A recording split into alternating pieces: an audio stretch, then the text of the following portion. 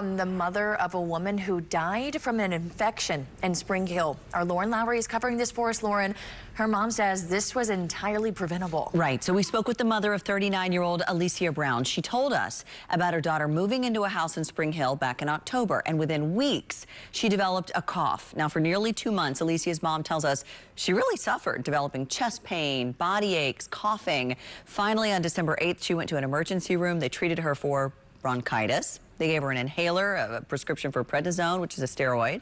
And the family says that actually made things worse. Alicia went back 5 days later. This time, she got a test for a very specific infection called histoplasmosis.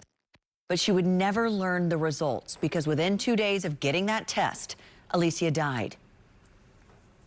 My biggest thing is, if we know this is out there and if it could potentially be fatal, why are we not testing? Why are we treating without testing? The whole thing has just been shock, like shock. Yeah, because her death was so sudden. She was 39 and otherwise healthy. 12 days before Alicia's death, the Tennessee Department of Health put out a warning saying there had been an outbreak of histoplasmosis in Williamson and Murray counties, specifically in Spring Hill, where she lived, and Thompson Station. And so histoplasmosis is a fungal infection. It spreads through spores from bird and bat feces. People typically get exposed when there's demolition of old buildings or clearing trees or brush where birds have roosted.